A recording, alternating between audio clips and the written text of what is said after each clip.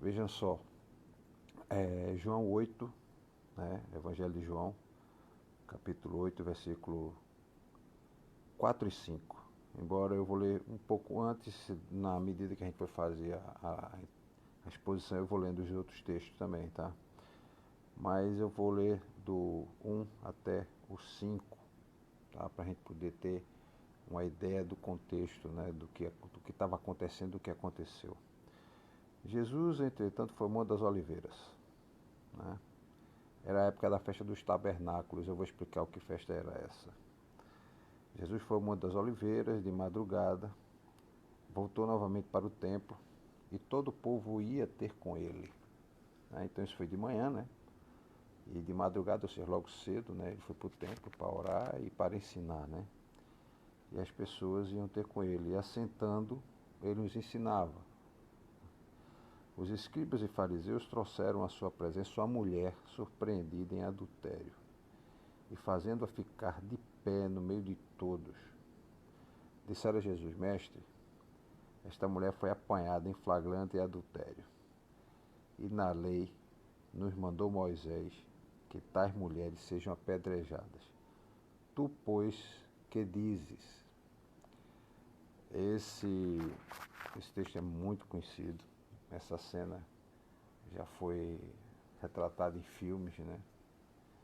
Todo mundo já ouviu falar dessa situação dessa mulher que foi flagrada adultério. A Bíblia não diz o nome dela. Aí cada um que deduza, né, que tenha sido Maria Madalena, mas a história com relação a esses fatos dos evangelhos, a gente não tem exatamente o nome de quem é. E a gente vai expor, né, e Jesus vai nos trazer um ensinamento que é o seguinte, né, que somente o inocente pode condenar. Tá? Somente o inocente pode condenar. Tá? Um abraço para Cícero, né, ele que está assistindo, né, ele entrou pelo celular da esposa. Tá, um abraço para Cícero. A gente vai orar e a gente vai começar essa exposição e a gente tentar entender o que significa isso para os dias de hoje, tá? E qual era a relação de Jesus com as mulheres, tá? Senhor Deus, muito obrigado por estarmos todos aqui juntos contigo. Pedimos, Senhor, a tua misericórdia, a tua orientação, para que a gente possa expor a tua palavra como ela tem que ser exposta, Senhor. Desvelando, revelando, desnudando, né? Tirando toda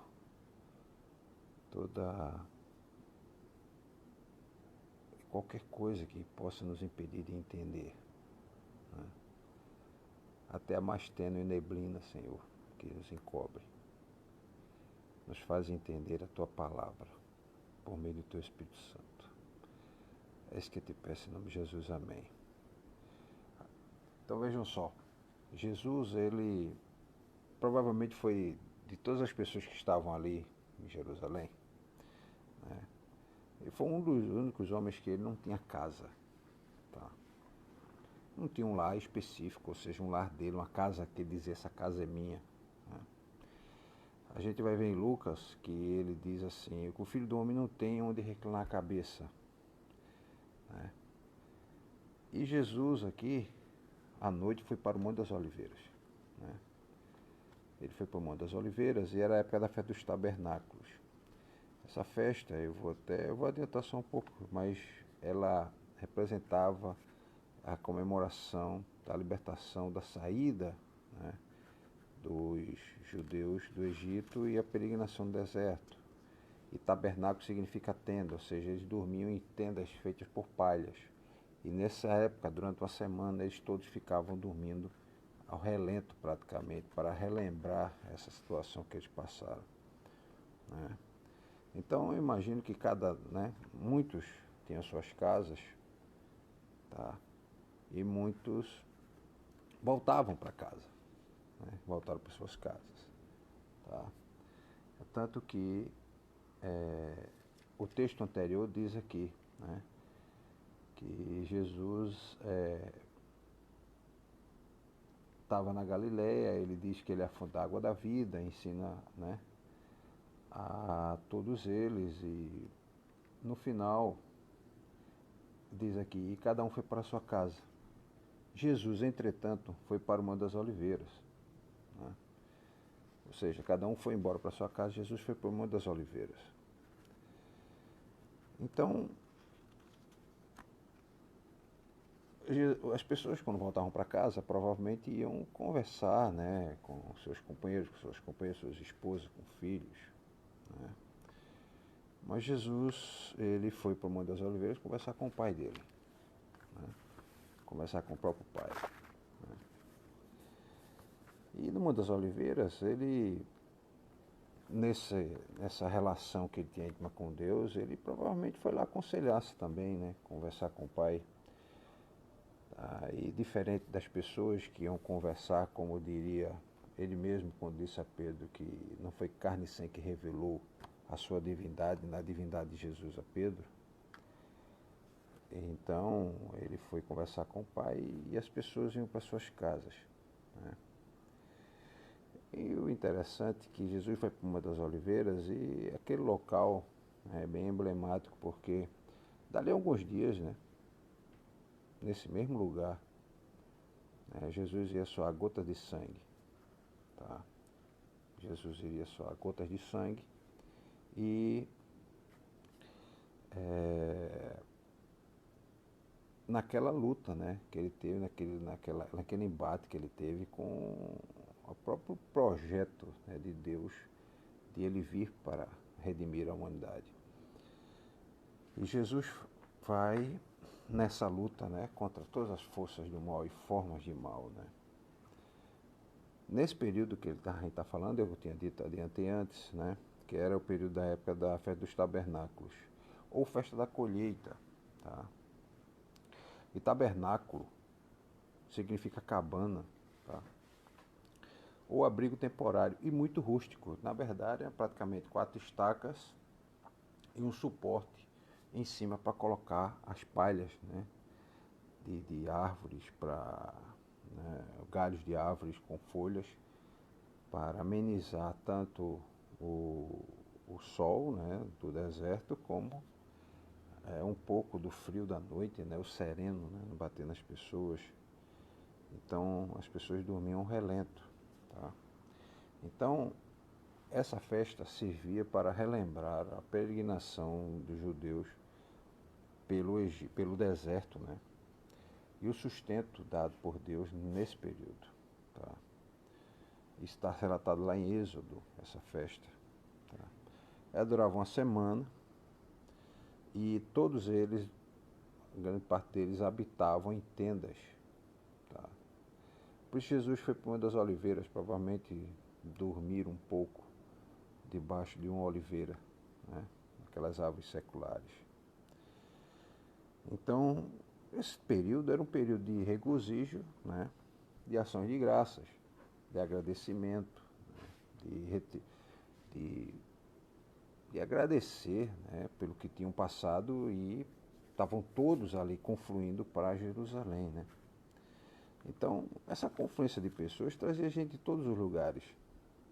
Gente que vinha de cada canto do mundo, né? O mundo antigo eu estou falando, tá? Na Ásia Menor, da África, do Egito, da países, né, perto do Mar Egeu, da Grécia, aquela região, né? Então,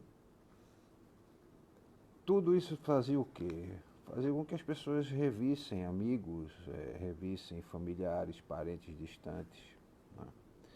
Isso ia trazer muito entusiasmo e alegria, né?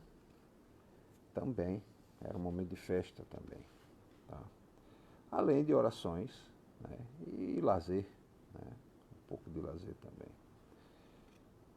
Então, nada mais natural do que num ambiente desse que houvesse excessos, né? Onde a aglomeração de ser humano sempre é um excesso, né? Os excessos sempre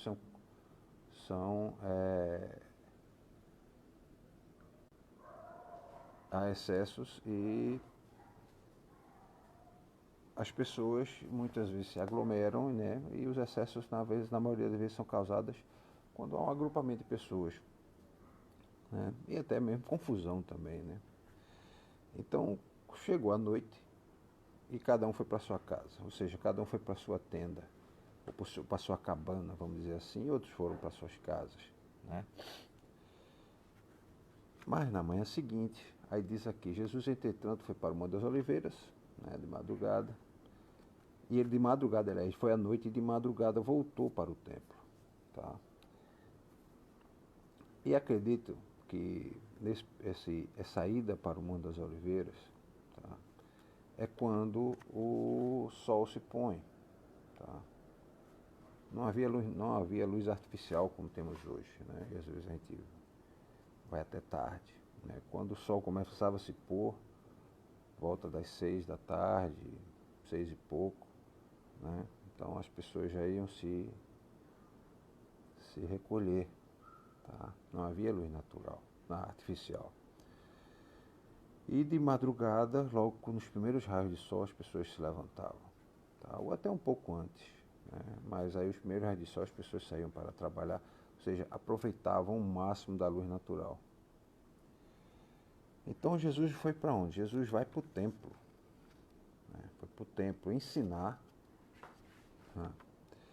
E quem aparece? E aí começa a cena. E eu imagino que Jesus está lá ensinando, mas ele sabia que daqui a pouco ia chegar esse pessoal com essa mulher. Jesus ele tinha essa onisciência, né? Ele tinha onisciência, era nos atributos de Jesus, né? E ele, quando vê, lá vem os escribas, fariseus, tá, trazendo à sua presença uma mulher surpreendida em adultério. É aquela cena famosa da mulher sendo arrastada, tá, seminua, né? Porque foi flagrada em adultério. A pessoa não ia dizer vista a roupa e não, levava ela seminua, tá? Ela cobrindo com as mãos as partes íntimas e com algum pano que ela tivesse, né? E aí, resultado, o objetivo era fazer com que Jesus entrasse numa controvérsia e não tivesse como sair, né? E as controvérsias, se você for ver no relato dos evangelhos, todas as controvérsias que entraram com Jesus, Jesus saía com uma resposta que ninguém esperava, nem mesmo a gente hoje lendo, a gente para pensar e dizer, rapaz, como é que ele saiu com essa resposta, né? Realmente Jesus era iluminado. E ele aqui, ele vai sair com uma resposta surpreendente, né? Embora óbvia, e a resposta de Jesus sempre era surpreendente e óbvias. Depois que ele falava, a gente vê que ele falava o óbvio, não falava nada de extraordinário. O extraordinário é que a saída que ele tinha, a resposta que ele tinha, era surpreendentemente óbvia. E as pessoas ficavam desconcertadas, porque ele desmoronava tanto o discurso de um lado como de outro. E toda vez que Jesus era questionado, você vê que no texto não tem alternativa. O próprio texto mostra que eles levavam o argumento ou as questões a Jesus de tal sorte que para a gente parecia assim, não tem alternativa, ele vai fazer o que agora, né? Então eles vieram mais uma vez, né? O pessoal não tinha o menor escrúpulo, não estava nem preocupado onde estava, onde ele não estava. Ele estava no templo ensinando, o pessoal não quis saber, leva para lá. E a primeira pessoa que pensaram foi ele, né? Não, Jesus está no templo, vamos levar para ele. Ele não se diz profeta, se diz filho de Deus, então a gente vai ver agora o que é que ele vai fazer, né? Então, muitos escribas e fariseus, e não eram pessoas incultas, vamos pensar, os escribas eram simplesmente as pessoas que escreviam a Torá, né? O trabalho deles era esse, escrever e transcrever a Torá todo santo dia, né? Só não nos sábados. E os fariseus, aqueles cumpridores da lei, ou seja, dessa Torá, ao extremo, eram extremados, né? Paulo foi um fariseu. Eles tinham que decorar pelo menos 615 mandamentos, né? Entre positivos e negativos. Praticamente era toda a Bíblia decorada. Você tinha um cidadão desse, ele tinha uma Torá praticamente decorada, ou seja, os 5 primeiros livros da Bíblia. O que a gente chama de Pentateuco, que é o mesmo que os judeus chamam de Torá, né? Gênesis, Êxodo, Levítico, Deuteronômio e Levítico, né? Aí, resultado, ele chega, né, e traz essa mulher. Mas antes disso, a gente vai abrir um parêntese para a gente pensar um pouco da relação de Jesus com as mulheres, para entender por que ele saiu com a resposta que ele saiu e a solução que ele conseguiu dar para essa situação, né? Porque diz aqui, na lei de Moisés, na lei Moisés, diz que tais mulheres sejam apedrejadas. E tu o que fazes? Se a lei diz que é para apedrejar e a mulher está em adultério, então tem que ser apedrejada mesmo. Só que Jesus sempre esteve rodeado com mulheres, né? Sempre esteve rodeado. Ele tinha as amigas íntimas, e aí você não fala no sentido de intimidade sexual. Amiga íntima no sentido de amigo, de conversar, de conviver, né? Tem algumas mulheres que conviviam com Jesus, tá? Nós temos o exemplo de Maria Madalena, nós temos o exemplo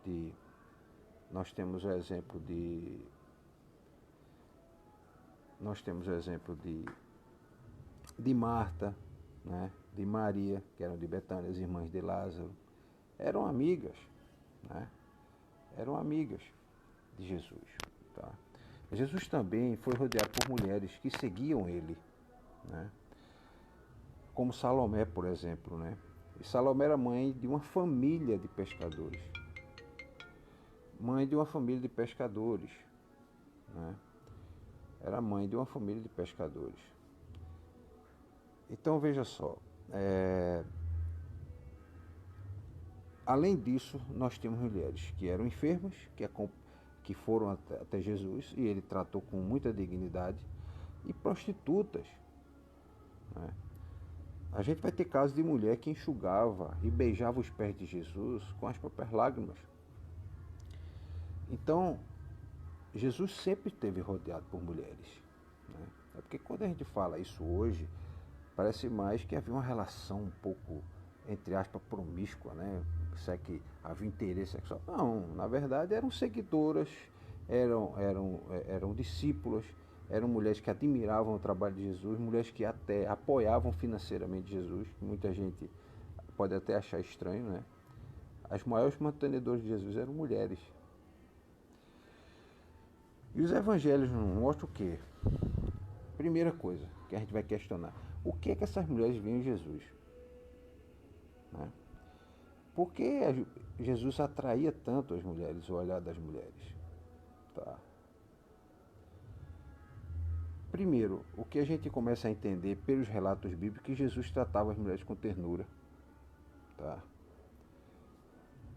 Mesmo sendo desconhecida. A mulher do poço, Jesus tratou ela bem, mesmo ela sendo uma mulher que era adúltera, né? Ou quase uma prostituta, tá? Ela tinha sido amante de 5 homens. E essa relação, né, de tratar com respeito, né, com dignidade, né, e muitas vezes acolher elas como discípulos chamava a atenção dessas mulheres. Ou seja, Jesus olhava essas mulheres com um olhar um pouco diferente do olhar daquele que era praticado pelos homens na época, pela sociedade daquela época, tá? Então, a sociedade da época de Jesus olhavam elas como pessoas que tinham, vamos dizer, se carregavam impureza, tá? Ritual, por exemplo. Mulheres, quando estavam, por exemplo, na menstruação, não podiam ir ao templo cultuar, não podiam, né, elas consideradas impuras por conta disso, tá? E alguns comentaristas dizem que porque como havia essa relação ritual do sangue redimir o homem, então o sangue tem que ser de um animal puro, e o sangue da menstruação, na verdade, era o rejeito que o corpo tinha, porque a mulher ovulava, não teve relação sexual, então aquele óvulo ele vai ser descartado. Então era um descarte, vamos pensar assim. Então esse sangue ele era um sangue descartado, não era um sangue puro, né? Então o que acontece? Jesus se aproxima delas e elas também de Jesus. Não havia nenhum temor, né? Nem tabus, nem preconceito da parte de Jesus ao acolher as mulheres. Ele aceitava elas até mesmo à mesa, né, quando ele estava comendo na casa de um fariseu na verdade a mulher chegou a enxugar seus pés e derramar perfume. E nesse caso Jesus não manda ela embora, né? Deixa ela ali, né? Deixa ela bem à vontade, né? Ao tanto que ele chega e questiona. O próprio dono da casa disse, é interessante, eu cheguei aqui e você não me deu água para lavar os pés, tá? Não me deu o beijo que é tradição daqueles que recebem os visitantes na casa, mas essa mulher desde que chegou não para de beijar os pés e de lavar meus pés com suas lágrimas e limpá-lo com seus cabelos. Então, as mulheres na época eram vistas como fonte de pecado, né? As mulheres eram vistas como fonte de pecado e desde a infância os meninos eram ensinados a serem advertidos, né, de ter cuidado com as mulheres, tanto no sentido dessa impureza, vamos pensar assim, né, dessa, dessa fonte de pecado e de impureza no ritual, né, como no processo de sedução das mulheres, né. Muitos homens foram levados à ruína pela sedução das mulheres. O maior exemplo que a Bíblia traz, embora tenham vários, mas o maior é Sansão, né. Foi levado à ruína por conta da sedução de uma mulher, né? A sedução da Dalila, né? Temos outros casos, mas o caso mais que chama mais atenção, que salta aos olhos, é o caso de Sansão. Então Jesus, diante de ter esse quadro todo, né, ele fez uma coisa diferente quando ele chega e diz assim, olha, a sociedade pensa assim, que as mulheres é fonte de pecado, né? Mas eu digo uma coisa para vocês. Aquele homem que olhar com a mulher e no seu coração já desejá-la, esse homem já adulterou. Então ele transfere a responsabilidade não para a mulher, mas sim para o homem. Não é interessante? Jesus faz essa transferência da responsabilidade. Não é a mulher que é pecaminosa, não é a mulher que é a fonte do pecado. A fonte do pecado é o coração do homem. Então o homem, quando olha com desejo para essa mulher, ele já pecou com ela. Porque a iniciativa de cometer o adultério não era das mulheres. Quem fazia o processo de sedução aí eram os homens, né? Lógico, as mulheres deviam dar reciprocidade, mas eram os homens que, né, tomavam a iniciativa de procurar a mulher. A mulher não se dirigia a palavra ao homem. O homem é que dirigia a palavra à mulher nessa época. Então imagina a seguinte situação. Jesus sempre emancipou as mulheres, sempre buscou trazer dignidade, sempre procurou tratar com respeito. Tinha até pessoas que eram discípulas dele, seguidoras, mantinham, né? E isso tudo num contexto de uma sociedade que a mulher sempre era fonte do pecado, né? E isso podemos pensar que é um pouco do resquício também com relação a Eva, porque ela primeiro comeu do fruto e ofereceu ao marido, né? Então muitos podem pensar, ela seduziu Adão e ele comeu, né, o fruto. Então pelo processo de sedução da mulher, né? A gente, até hoje no nosso ambiente cultural, a gente sabe que tem mulheres que, se elas querem levantar, enaltecer o homem, elas conseguem fazer isso. Tem mulheres que apoiam seus maridos e elas conseguem dar vamos usar um termo que a gente usa hoje, esse upgrade, né? esse impulsionamento, né, na vida de muitos homens, como também pode levar à ruína. Quantos homens não perderam suas vidas destruídos por relações de sedução entre uma mulher com uma mulher, e ela envolver, né, criar uma teia amorosa e envolver pessoas que no final se mataram ou terminaram matando alguém, assassinando outro, por conta desse processo de sedução. Mas o objetivo aqui é chamar a atenção de que Jesus emancipava as mulheres, emancipou, né? E que ele transferiu a responsabilidade do pecado, do adultério, para o homem, né? Quando ele diz que o homem que olha com desejo com a mulher, ele já adulterou com ela. E o interessante é que nenhum profeta, né, tinha tido essa relação com mulheres como Jesus teve, né? Então, a gente está em seguinte situação. Chegam os homens diante de Jesus, trazem essa mulher e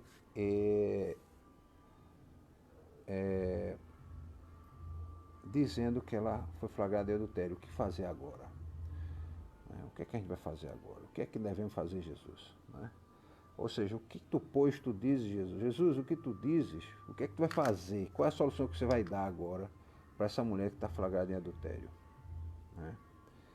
Então essa mulher foi surpreendida em adultério e aparentemente não havia dúvidas. Não havia dúvidas quanto à culpa dessa mulher. Estava trazida por vários homens e as pessoas estavam, todas tinham observado esse fato. E o próprio texto diz, esta mulher foi flagrada em adultério. Os mestres disseram a Jesus, aliás, os fariseus e escribas disseram, mestre, esta mulher foi apanhada em flagrante adultério. Então, esse fato revela uma situação que era difícil de ser contestada. É aí que eu digo que Jesus tem certas respostas que o ser humano comum não teria. Então os acusadores levam essa mulher no meio da multidão. Agora você vê como é a natureza humana, que é outra coisa que esse texto mostra. Quando alguém resolve alardear e ostentar os crimes dos outros, isso o homem ele é mestre em fazer isso, em alardear e ostentar o crime dos outros. Quando é o seu, ele se esconde, ele foge para levar ao flagrante, vamos dizer assim, Ele tenta arrumar um álibi, ele faz qualquer coisa para tentar se livrar daquele problema.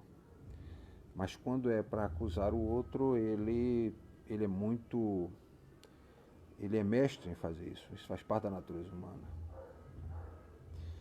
Então, os homens que aqui se titulavam de bom caráter, porque os fariseus eles se consideravam como a nata dos judeus, porque eles cumpriam a lei.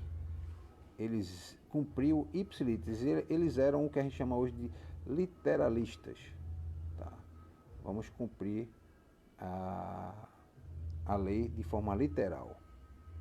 Então, esses homens, considerados de bom caráter, junto com os escribas, a melhor forma deles mostrarem a sua pureza, entre aspas, espiritual, ou pureza de caráter, era denunciar o erro dos outros. Só que vejam só, se a gente for observar, as pessoas depravadas gostam, adoram deter o monopólio da depravação. É óbvio, o depravado e a depravação estão andando em mãos dadas, um não vive sem o outro. E só que quando ele descobre nos outros, porque muitos desses homens que estavam aqui junto com trazendo essa mulher, provavelmente já tinham adulterado. Alguns já deviam ter adulterado. Alguns tinham descumprido, aliás, o mandamento que Jesus disse que, olha, eu porém vos digo, aquele que olha para uma mulher com um olhar de desejo já adulterou com ela. Então, quais os homens que não passaram isso na vida, de olhar com desejo para uma mulher? Faz parte da natureza do homem.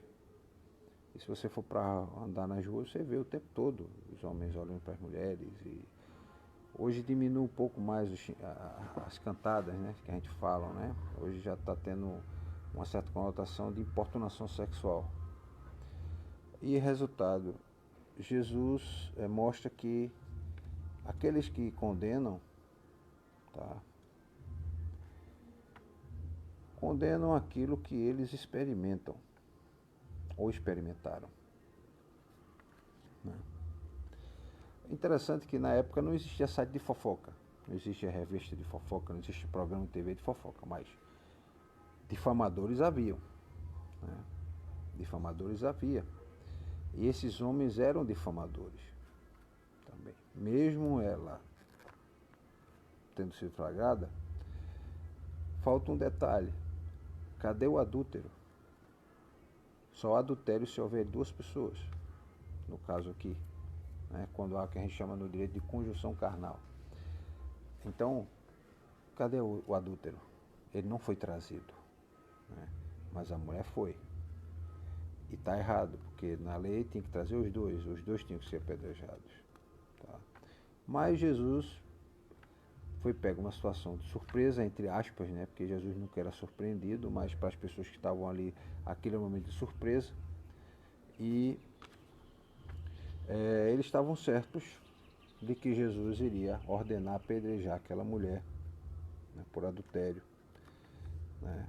Porque, como ela tinha sido flagrada, ele diz aqui, na lei nos mandou Moisés que tais mulheres sejam apedrejadas. Tu o que dizes? Ou seja, era uma pergunta retórica, né? É uma pergunta que você sabe a resposta. Eles já fizeram a pergunta, já deram a resposta, né? Mestre, essa mulher foi flagrada em adultério. Mas na lei de Moisés, tais mulheres devem ser apedrejadas. Tu o que dizes? Né? Interessante que essa mulher sabia o destino dela, ia ser apedrejada até a morte, e todos também sabiam ali, né? Até encontrar Jesus. Até encontrar Jesus, o destino era esse. Não havia outra alternativa, né? E aí, nessa pergunta se oculta alguns pontos que eu vou chamar a atenção. Primeira coisa, só os romanos podiam condenar alguém à morte e podiam matar, né? Porque eles eram os conquistadores daquela região, né? Do outro lado, a lei de Moisés dizia que ela devia ser apedrejada, ou seja, devia ser morta. Então havia um dilema, né? Surgiu um dilema. A lei dos romanos dizia que só Roma pode matar. E os judeus diziam que a lei de Moisés mandava apedrejar. Só que os romanos eram dominadores e os judeus eram dominados. Os romanos eram opressores e os judeus oprimidos. Então havia um choque, né? Havia um choque entre duas posições, né? Todos dois achavam que... Todos dois não. Os judeus achavam que devia matar naquela hora, mas só os romanos condenavam a morte. Tá? Embora os romanos também não aceitassem o adultério. Tá? O adultério também era passível de morte entre os romanos, não só de romanos, como muitas daquelas culturas daquela região. Aí vejam só, se Jesus deixasse a mulher ir, sem a pena de morte, ele ia desobedecer o quê? A lei de Moisés, que ele mesmo foi um dos autores. Tá? Se respeitasse a lei de Moisés e dissesse que deveria apedrejar, ele estaria encorajando o quê? A desobediência civil à lei romana. Então, não tinha um outro caminho. Jesus ou diria apedreja ou não, na ótica dos homens, né, dos escribas e dos fariseus. Em ambos os casos, né, os acusadores imaginavam o quê? Vamos pegar Jesus agora. Se a lei diz que é para apedrejar e os romanos dizem que só quem pode matar é Roma, se a gente não cumprir a lei, se a gente não matar e entregar para Roma condenar, a gente está descumprindo a lei de Moisés. Se a gente cumprir a lei de Moisés, a gente está descumprindo a lei romana, gerando desobediência civil, e todos sabiam que a desobediência civil levava à morte. Tá? Qualquer desobediência à lei romana era considerada como revolucionário e ele ia ser morto. Tá? Outra coisa, se Jesus condenasse aquela mulher, ele não era misericordioso. A gente vai ver o que diz Lucas 19:10, né? Pois ele se denominou misericordioso, diz aqui o texto. Pois o Filho do Homem veio procurar e salvar o que estava perdido. Então, se ele veio procurar e salvar o que estava perdido, e essas pessoas tinham ouvido os ensinamentos de Jesus e sabiam que ele tinha dito isso. Peraí, ele disse que veio salvar o perdido, e agora? Se ele salvasse essa mulher, ele vai descumprir a lei de Moisés. Se ele descumprir a lei de Moisés, então ele não é santo, né? Outra coisa, Se libertasse essa mulher, ele entraria em contradição com a lei, né, que ele mesmo tinha vindo cumprir. Porque Mateus diz o seguinte, ó, Mateus 5,17. Mateus 5,17. Mateus 5,17. Não penseis que vim revogar a lei ou os profetas. Não vim para revogar, vim para cumprir. Então, se Jesus veio para cumprir, ele não podia descumprir, né? Teria que libertar a mulher. Não podia libertar a mulher, aliás, né? Estaria descumprindo a lei de Moisés. Se desobedecesse a lei, Jesus negava a própria divindade. É outro ponto que chama a atenção. Já que dissera que era Deus e que veio cumprir a lei de Moisés e que a lei de Moisés derivava dele, né? Então a gente vai ver o seguinte, vamos ler um texto que está lá em Êxodo. Tá? Êxodo 35. Êxodo 35. Para a gente saber, né, de onde vem a lei de Moisés. Quem escreveu a lei de Moisés? 35 não, 32. 32. 32, 15 e 16. E voltando-se desceu Moisés do monte com as 2 tábuas do testemunho nas mãos. Tábuas escritas de ambos os lados. De um e de outro lado estavam escritas. As tábuas eram obras de Deus. Também a escritura era a mesma escritura de Deus esculpida nas tábuas. Então, a lei foi dada por Deus. E a lei dizia que ele não podia, que ele deveria que apedrejar, essa mulher deveria ser apedrejada por estar em adultério, né? Mas Jesus, ele não destrói a lei. E aí ele sai com a resposta, que é surpreendentemente óbvia depois que ele dá. Mas antes dele dar essa resposta, ninguém pensaria numa resposta como essa, né? E eu sempre estou lendo a Bíblia, eu vejo assim que Jesus tinha respostas. Depois que ele fala, torna-se óbvio. A gente, né, compreender realmente tem razão e que ninguém pensou nisso, né? A gente vai parar para pensar assim. Rapaz, Jesus saiu com a resposta que ninguém pensou nisso. E ele sai com essa resposta. Foi quando ele chega e diz para, abrir lá em João, e diz para aqueles homens que quem não tiver pecado, né, que atire pedra na mulher. Aí diz aqui, ó. Isto diziam eles tentando para terem do que acusar Jesus. Mas Jesus, inclinando-se, escrevia na terra com o dedo. E é a única vez que a gente vê Jesus escrever alguma coisa, só que a Bíblia não diz. E eu disse, rapaz, por que João não botou o que Jesus estava escrevendo? Não é verdade? A gente saber o que tinha escrito na terra.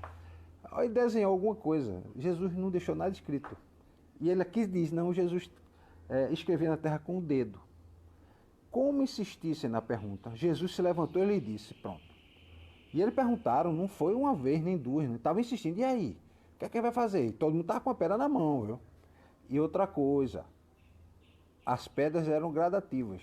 Gente mais nova, criança, já levavam uma pedrinha. Os mais velhos, os mais fortes, os jovens, já levavam pedras maiores.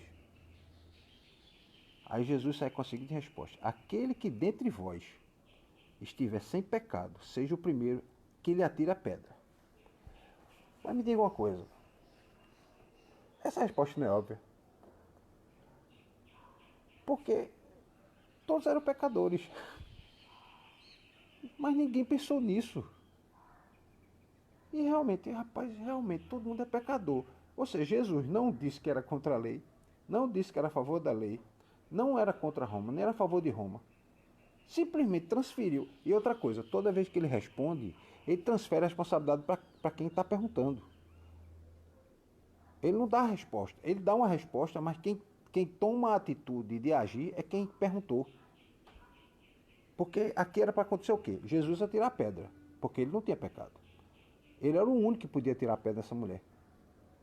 Aí ele diz assim: aquele dentre vós que estiver sem pecado, seja o primeiro que lhe atire a pedra. Ele fala, e fala assim despretensiosamente, porque ele estava com a cabeça baixa. E insistiram tanto, que eu acho que ele se irritou, entre aspas, né? E quer saber? Quem não tiver pecado, atira a pedra. Atira a primeira pedra. E baixou a cabeça, não quis nem ver quem que ia jogar essa pedra. Não queria nem ver, porque ninguém ia jogar. E baixou e continuou, e diz aqui, ó. E tornando-se a inclinar, continuou escrevendo no chão. E João devia ter escrito, né? Olha, Jesus está escrevendo tal coisa. E João não escreveu isso aí, para ficar deixando a gente na curiosidade que Jesus estava escrevendo. Mas ouvindo eles esta resposta e acusados pela própria consciência, foram se retirando um por um, e a começar pelos mais velhos até os últimos, ficando só Jesus e a mulher no meio onde estava. Ou seja, o que foi que Jesus fez? Ele transferiu o julgamento daquela mulher que estava no papel, estava escrito na lei, para a consciência. Ele tira o julgamento das mãos do homem e coloca nas mãos de Deus, porque Deus é quem nos acusa através da consciência. Deus é quem nos mostra através da nossa consciência os nossos erros. Então ele passa do papel para a consciência. Ou seja, agora quem julga não é o papel, é a consciência. É a consciência quem julga. É por isso que ele diz: mas ouvindo eles essa resposta, acusados pela própria consciência, ou seja, a própria consciência de cada um, Jesus transfere, ele não fizeram a pergunta. Jesus diz: olha, quem vai agir não sou eu que vou jogar pedra, quem vai agir são vocês. Então você que não tiver pecado, joga pedra. Ou seja, a resposta é surpreendentemente óbvia, mas ao mesmo tempo é de uma profundidade espetacular, porque ele simplesmente desmonta todo o cenário. Todas as vezes Jesus deu a resposta e desmontou os cenários que estavam adversos a ele. E às vezes eu comento com alguns amigos: rapaz, a gente devia ter 1% dessa sabedoria de Jesus, de saber desmontar esse cenário. Era um cenário de conflito, era um cenário que ia ter morte, e ele consegue desfazer com quantas palavras? Poucas palavras, ó. Aquele que dentre vós não estiver sem pecado, seja o primeiro que lhe atire a pedra. Ou seja, olha, entre vocês, quem não pecou, pode jogar a pedra. Pronto, quem de vocês não tiver pecado, pode jogar a pedra. Os acusadores fizeram o quê? Se retiraram envergonhados. Todos eram pecadores. Eles sabiam que eram os mais responsáveis pelos adultérios, porque Jesus já tinha chamado a atenção de que aquele homem que desejasse no seu coração uma mulher já adulterava com ela. Jesus mostrou que o mal que recebemos, né, não devemos devolver com o mal. Se essa mulher cometeu um pecado, não é com o mal que nós vamos resolver esse problema. Né? Não é devolvendo o mal, né? Ou seja, mal pagando-se com o mal. Né? Na verdade, os homens queriam uma vingança ali. Então Jesus vai, olha para essa mulher e teve um grande respeito por ela. Né? Aí depois Jesus baixou a cabeça, estava a mulher lá e todo mundo saindo. Eu imagino que a mulher olhou para um lado, olhou para o outro, não viu o pessoal soltando as pedras. E imagina o barulho das pedras caindo no chão. Pedra sobre pedra caindo, né? O barulho das pedras caindo no chão. E, gente, não era pouca gente que ia fazer isso aqui. Tem vídeo na internet ainda hoje de apedrejamento ainda hoje no mundo árabe. Né? Eles levam para fora da cidade, enterram a mulher até o peito, ela fica só com a cabeça de fora, e eles lançam pedras de todo tamanho. Não é pouca pedra, tá? Não é pouca pedra. A pessoa morre por asfixia, tá? Pelas pancadas que a pedra provoca em cima do pulmão, dá asfixia, né? Fica criando ondas de choque no corpo, e aquelas ondas de choque vão dando o quê? Os espasmos, e a pessoa vai terminando parando de respirar e morre por asfixia. Aí Jesus estava aqui, baixou a cabeça, né? e, tornando a inclinar-se, continuou a escrever no chão. Mas, ouvindo eles esta resposta e acusados pela própria consciência, foram retirando-se um por um, a começar pelos mais velhos até os últimos, ficando só Jesus e a mulher no meio onde estava. Erguendo-se Jesus, não vendo ninguém mais, além da mulher. E erguendo-se não foi só erguendo os olhos, né? Levantando a cabeça. Aí ele se levantou. Perguntou, mulher, onde estão aqueles teus acusadores? Ninguém te condenou, não? Respondeu ela, ninguém, Senhor. Então Jesus lhe disse, nem eu tampouco te condeno. Vai, pronto. E aí vem outra frase de Jesus que até hoje a gente tem que agir assim. Vai e não peques mais. Ou seja, vai e muda de vida. Muda a tua história. É isso que Jesus está dizendo. Muda a tua história. Né? A tua história não era até agora essa, a do adultério, mas a partir de agora não seja mais do adultério. Seja uma vida nova. Né? Então Jesus vai, anima aquela mulher, né? Perdoa ela. Tá? Pede que ela se converta. Né? Converter-se aqui não era Jesus, era converter-se a mudança de vida. Né? Evidentemente que Jesus tinha ensinado, essa mulher deve ter ouvido falar de Jesus. Né? E se não ouviu, ela foi transformada nesse dia. Tá? Porque Jesus, pelo menos, livrou essa mulher da morte. Tá? Quantas outras não foram apedrejadas? Quantas outras Jesus não deve ter ouvido falar que ela havia sido morta? Mas essa não foi. Né? E todos saíram envergonhados, calados. Os mais velhos saindo primeiro, depois os mais novos, né? Então, Jesus diz a ela, olha, vai para uma vida nova, uma vida restaurada, uma vida com um novo propósito. Não é? Uma vida com ideias de esperança. Era isso que Jesus estava trazendo para essa mulher. Não é? Então, as pedras começaram a cair no chão, os mais idosos até os mais jovens, porque os mais idosos acumulavam mais pecados, né? Enquanto que os mais jovens estavam começando a acumular pecados. E todos eles sabiam que eram pecadores. Inclusive eles, se brincar, tinham mais pecados que aquela mulher nas costas, né? Pela sua história de vida. Tá? Então a gente vai ver e vai chegar à conclusão de que, primeira coisa, Jesus, ao defender essa mulher, Jesus prova ser amigo de pecadores, mas eu tenho que chamar a atenção de um detalhe. Mas ele é amigo daqueles pecadores que admitem ser pecadores. Vou repetir. Jesus demonstrou que ele é amigo de pecadores, mas dos pecadores, ou seja, das pessoas que admitem ser pecadores. Né?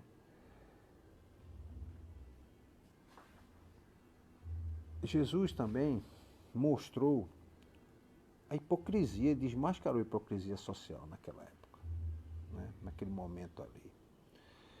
Porque todo mundo esperava que ele tivesse junto com aquelas pessoas e apedrejasse aquela mulher. Que ele fosse o primeiro. Né? E só faltou alguém chegar com a pedra e entregar para ele, ó, toma uma pedra aqui porque essa mulher foi flagrada de adultério, toma a sua pedra. Né? Sabemos lá, o texto não diz, mas a gente pode pensar isso. Alguém ter trazido até a pedra para dar a Jesus. Né? Jesus mostra que